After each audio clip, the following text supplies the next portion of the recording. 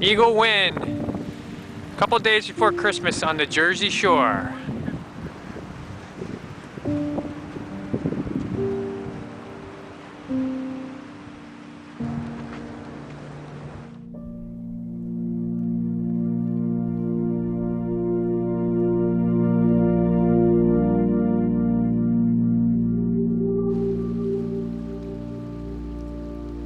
I created the Eagle Win Trail when Eagle was 9 months old.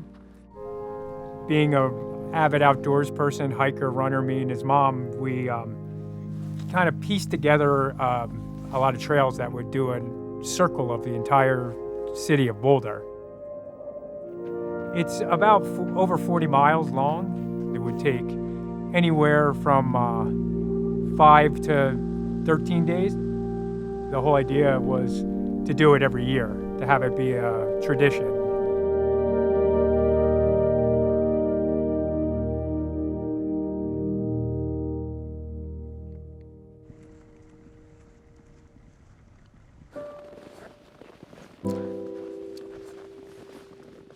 This place that we're standing at right now is called White Rocks, and this is actually the place where Eagle received his name.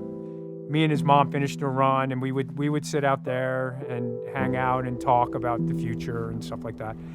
That was during the time we were trying to name him, of course, and we wanted to come up with a unique name. We saw an eagle flying by, so I said, Eagle Win, and it just rolled off my tongue, and me and his mom looked at each other and were like, wow, that's really a cool name.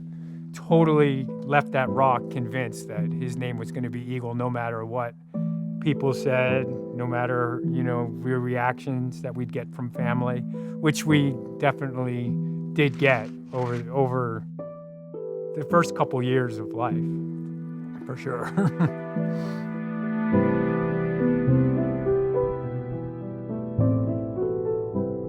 In Boulder, Colorado, things, it's still America, but it's you feel like you're in a bubble in Boulder. There's always been an alternative type of lifestyle here. I had a unique upbringing. Growing up, I didn't have too many friends, so a lot of my time spent was with my mom, dad, and grandparents. I never stepped foot in a public school. Pretty much from day one, I was homeschooled, and I graduated via homeschool.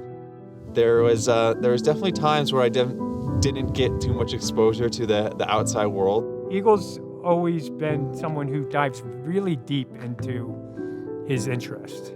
He was into the Transformers, and then he got into biking, so he'd be buying bikes, selling bikes. And it kind of led to, of course, it led to disc golf. Hi, my name is Steve Fox. I'm the one that turned Pat and Eagle on to disc golf. I thought this would be something easy that they could get into, and it'd be a great, father-son sport, or an activity they could do together. It was a bit of an ordeal to get them to play. They brushed me off a few weeks, and I was persistent. I thought, I think they're going to like this. Growing up, I always played Frisbee. When someone said disc golf and just throwing Frisbees, I was so used to it. Even though these were different, just fell in love with it. From then on, I just been hooked. There was definitely times where my dad was a little bit more excited about it than I was. He dragged me out on the course. He's like, "This is exercise. You need to be out here." It grew on me. I think I learned to like the discs a lot. I got excited about a new disc because it was almost like I was getting a new toy, really. Early on, he could throw pretty well for his age, really well. He used to do like a 360-degree spin and launch them, and Pat and I tried it. We couldn't do it, but Eagle right away was trying to get distance, so he was looking for an edge. We knew within a couple days that we were going to be playing a lot more, and we ended up playing, I think, almost every day for the first few months after that. I started playing in June of 2007, and my mom really didn't even know what disc golf was. And within a month of playing, she passed away.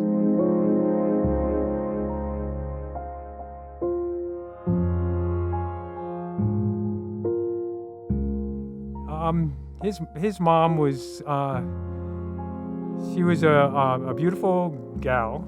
She was very smart, She was a good writer. When we met, we were running. That's how we met. We were going to run a marathon in Steamboat, and we had a whole bunch of friends going, and it ended up just being me and her ended up going on the trip. So that was where, after that, we kind of were inseparable. Soon after that, Eagle came along. Being in Boulder, Colorado, it's very new age, kind of hippie, and she was kind of a part of that scene to a certain extent. She was into yoga. She worked for Elephant magazine, which was this kind of new age yogi style magazine. She went on a trip, and she was on her way to Mount Shasta in California, and she was going to do some workshops. And on the way, she was at a hot spring at Ojai Hot Springs, and she was laying by the water, and of what I understand, she fell in the water, like passed out or something. People went over and got her and brought her out, and she must have swallowed some water in there, and then they called the paramedics, and they said usually they can get people to come back, and they said she wasn't coming back. That was probably like when Dad and Eagle became really close, you know. It was like now he knew that this is what he had, you know. He had his grandma and stuff, but it was his dad at that point.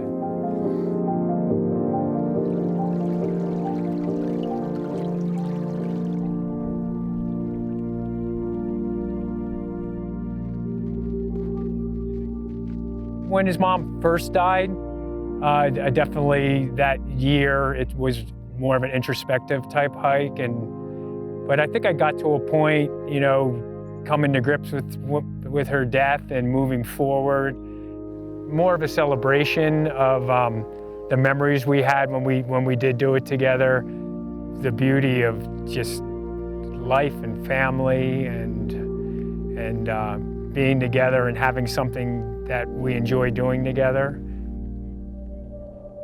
Right after my mom died, I think it was when I was 10 years old, we went to Hawaii, and it was a really incredible experience because I got to actually spend time with my dad and kind of, you know, I was 10 years old, so saying this is kind of weird, but learn who he is as a person. We found a disc golf course in Hawaii. We stumbled on it, and we were blasting the Grateful Dead, dancing in the street and like dancing around outside the car and laughing and joking and not treating him like he's a child. I think he grew up really fast, and I just wanted to be there for him, and I decided that that's what was going to be the most important thing for me. And finding disc golf, I would say it saved our lives. There was definitely a point after she died where I wasn't too gung-ho about a lot of things because I was pretty wrecked as most people would be. So as that passed, we just got out on the course and we started throwing. And at first we didn't know if it was what it was going to be, but just finally having something that you know, he's with his dad now. You know, he was a mama's boy and a grandma's boy for a long time. Dad was, you know, the disciplinarian, or you know, and it's going to make him go hiking, going to make him do things. But when we found disc golf, there was never a question of what we were going to do. It offered a little bit of everything. It was the opportunity for me to understand what makes my dad happy. He understood what makes me happy.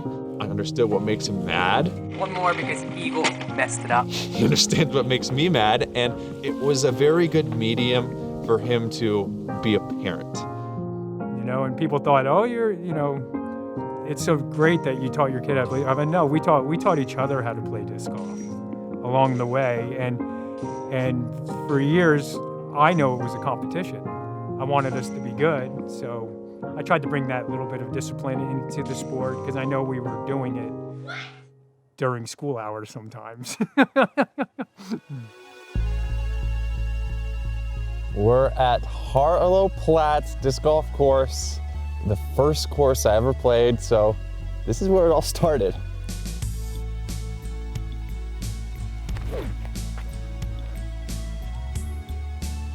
OB. One year we were doing a distance contest, so you had 2 shots, but if you went OB, your shots don't count. And then he threw a shot, went OB. I probably threw my furthest drive ever, and I was way out there. And then he went again, and there was no way he was going to let me beat him, and threw it probably 200 feet past my disc. This is my childhood. This is what I've grown up looking at. So the fact that I can play a disc golf course and just be reminded that I'm home, that's the ultimate feeling. Everybody around here knows that I only like throwing aces. There it is. Got to skip in. Oh, tried. I'll do it for you. Got 2 more chances. Go for the longest one, the red one. It's got a shot. It's got a shot. You know, that's so far. That's so far.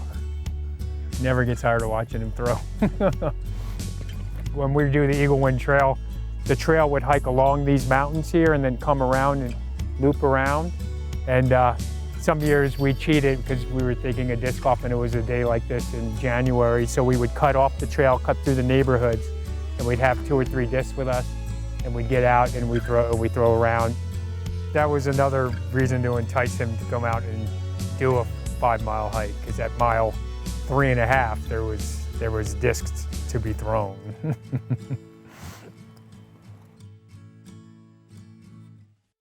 Yeah, disc golf definitely took over our lives as we got more and more into it, and we started to figure out how to throw the discs and realize that there was like an actual sport and competition, and that there was something to do with it and a reason to get better at it. Yeah, everything became being out either on the course, playing doubles, playing leagues, or practice. As I got more into the disc golf scene, I remember one year my dad, for Christmas, he bought me a PDGA membership, and I opened my present, I got like a card and it said 37817, and I'm like, what's this, Dad? Well, for me, for a while, it was the competition. Par, -1 to even. Because I was better than him when he was 9 years old, right? And 10 years old, and 11, and 12 years old. But he started being able to throw like a force, like so far, and like it wouldn't like just die out on him, and I couldn't do that. My dad did push me to get better, but not like the typical sports dad. I think it was a natural progression for him because he loved it so much. He was so into the Frisbees and the discs. I mean, he had to touch every Frisbee, learn every Frisbee, watch YouTube videos. We would mostly do local stuff, and then Johnny Roberts is a famous course in Arvada, and we went there to play doubles, and then we really enjoyed that. And it was there people really got to know Eagle. We'd be in doubles, and after a while people would get Eagle as a partner, and you could tell that they're like, oh, they would be deflated a little bit, like, I got this kid, right? And then somebody would walk by him and say, don't worry, you're gonna be okay. The competition aspect of it was what hooked me, because it's something that I wasn't really used to, and it was exciting how I was just a kid and I was already a lot better than a lot of the players who were in my division. So that was something that fueled me. I think he was 12. I mean, maybe 12 years old. He was starting to beat some of the guys that were really good out there. Good shot. Yep. What? You could tell when they'd come in, they'd be like a little upset, like, oh my God, that kid, I lost the Eagle.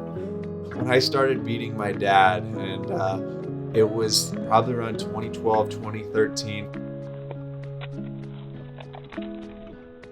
Looks like another birdie. If I don't, gotta be careful. This kid's gonna kick my butt. And from there on out, I feel like we kind of, we weren't as much competitors anymore. Maybe at like a local tags match. Bagger. We would do a lot of doubles tournaments together. We would do the state championships, and we were like 3 or 4 times state championship partners. I think most of the time when we got doubled up, we won, but there's definitely some times that we took second or third place, and I'm sure my dad could tell you every single one of those stories. No! You're supposed to make that! Yeah, I think we've gotten through a lot on the disc golf course, and you know, we've definitely had some moments driving home, like big bad, like even to the day, like some of the tough losses, some of the like all those. As much as how bad they are, I can admit it really upsets me for him, you know, because I know how hard that is. But behind the scenes, when we come to grips with it, I always get excited about those mistakes. You know, I always be like, you know what? That's going to be the best thing that ever happened to you, that you messed up there, that you lost that way. Because when you're my age or teaching somebody this game or something, and they have a question about something, you'll have been there and you have done that. And to become a pro or an expert in anything, you have to go through it all.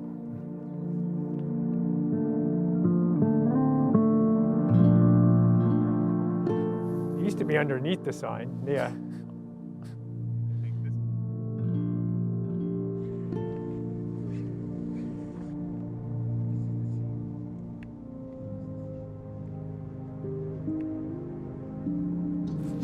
So you think about throwing that disc, aren't you? Yeah. The snow's white. Snow is white. It's become such a way of our life that a lot of our conversations are disc golf related. So, you know, a lot of times I wanted this to be something separate from disc golf, and he always wanted to bring a disc. And this part of the trail was always a very good spot because he could actually just launch and get some distance and throw. This was literally the first day of 2016. And I'm like, Dad, film this. I'm gonna rip this shot. That hurt so bad. Oh, Grandma. And from that trailhead up here, it was about almost a mile and a half. Probably a mile, so I had to a good mile and a half. I had to walk a good mile and a half with a messed up knee. After that moment, I made a vow that I would not throw on ICT pads or, you know, throw full power shots when there's snow on the ground. But, you know, it built character.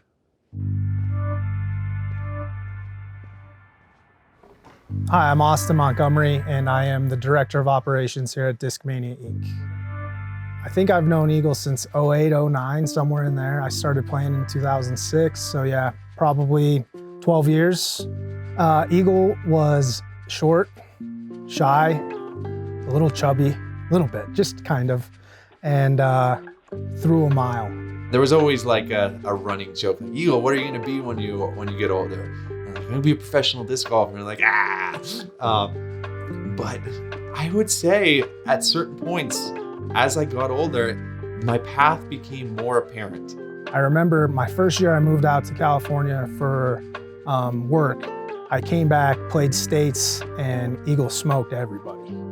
I was 16 at the time, and I'm like, people like Paul Ulibarri, people like Paul Macbeth, or any good player, they win A tiers, and I'm like, I want an A tier. He was the highest rated 16-year-old at the time, and I encouraged Erno, who was managing the team at the time, to take this kid seriously. And immediately there, I'm like, okay, you know, I'm going to Memorial next year. Signed up. I'm going to Glassbone Open. Signed up.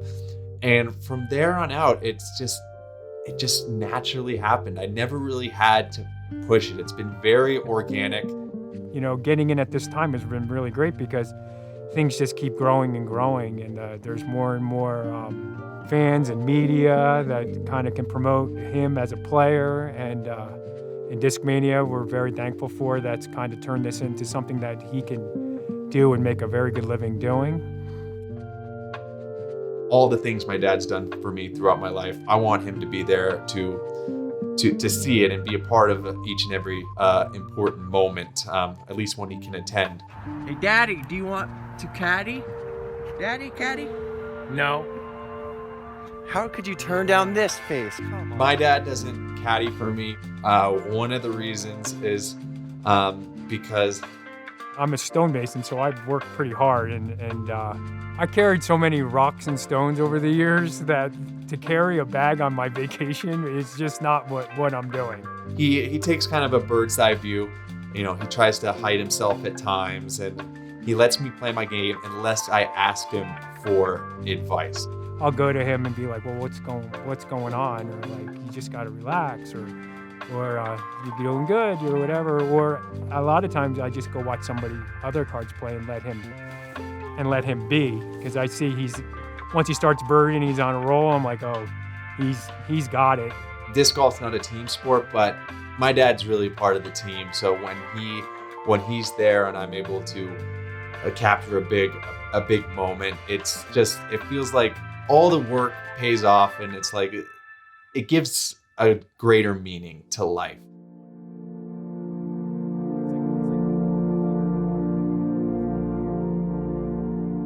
Actually, a lot has changed over the years of the trail. In the beginning, it would be Eagle, his mother, and I doing the trail each year, and I would say, "Oh, it's time for the Eagle One Trail," and that was like year one was really exciting. But then when I followed through on year two, I was like, well, we're going to be doing the trail this year, and then getting everybody motivated to do it. For a while, my dad said, once you're 18, you can not do the trail. As he's gotten older, at times he didn't want to go, and then at certain points I surrendered to that. I've always been under the impression I don't have to do the whole trail. It's just a matter if I get out with you and appreciate it at least a little bit. And now that he drives, he can come pick me up. Yeah.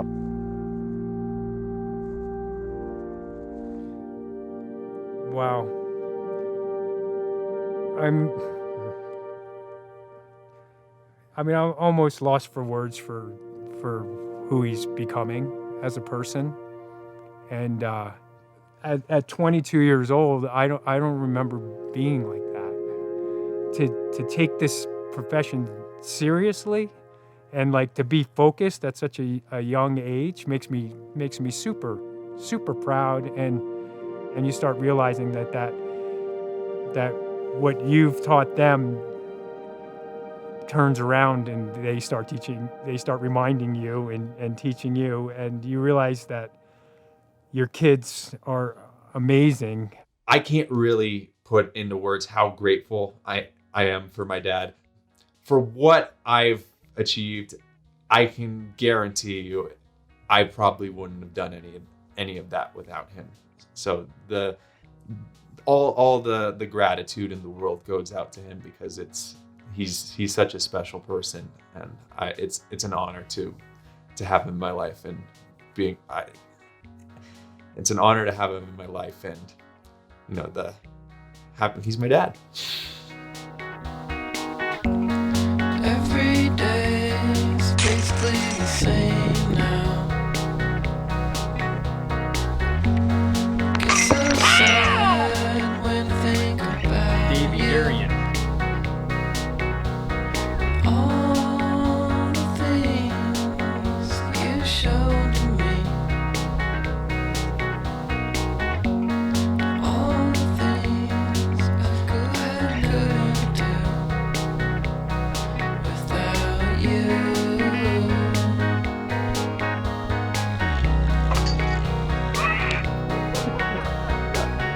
Well, here we are back at the White Rocks where this journey began. Doing this trail each year just reminds me how life comes full circle. You know, we always get busy in our everyday lives, and we're out experiencing things, working jobs, and then it just seems like before you know it, you're back in the same spot, the spot where for us all things began. And I'm sure everybody has those types of stories in their lives and different traditions that they do. Make your life special. Have those special moments with your family and with your kids and with each other. Don't take those moments for granted.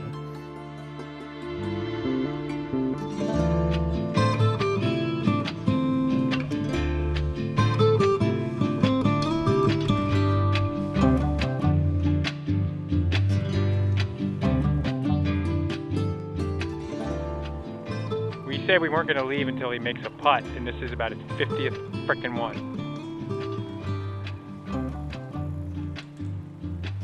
And he makes it. He's gotta be on camera. He puts a nice little hyzer line on it. He skips right up to the basket. Beautiful shot. That's why he's gonna be a pro. I don't want to be in video. Turn it off.